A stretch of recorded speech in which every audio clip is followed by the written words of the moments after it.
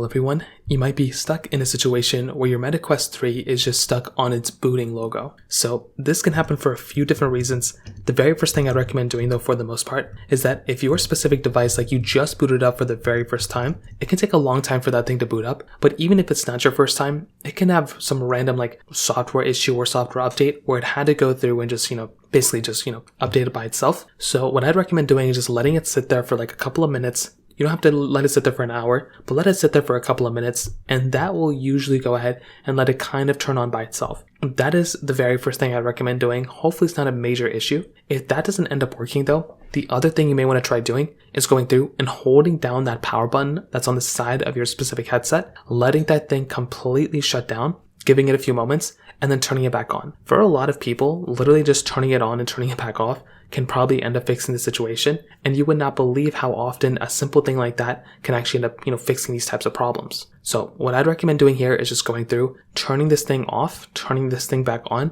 and seeing if that ends up fixing the problem. Now, if that doesn't end up fixing the problem, the other thing you can try doing is letting that headset just sit there basically for a couple of hours until it completely dies out. Usually it doesn't take that long for these things to die, especially if you haven't charged it. So let this thing completely die out, give it a few moments, and then go and turn it back on. And you want to see if that ends up fixing the problem. Sometimes you just need to, let these things die out and turn it back on. And randomly, I don't know why, some people have had some success with that. So that might be another thing you can do as well. If that still doesn't work, you may need to contact Meta support. So you may want to go to the Meta Quest headset website, and you might just want to go and contact them, and you want to let them know what's going on. Because if it's a brand new headset, chances are it might be a hardware defect, and they can either send you a replacement or you can return it and get a new one. So that's kind of what I'd recommend doing in this specific situation. If you have any other thoughts or questions, let me know in the comment section below. Hit the like button, that would mean so much, but definitely hit that subscribe button. More importantly than everything else, I love every single one of you guys. Hopefully I'll catch you guys in the next video. Peace out till then.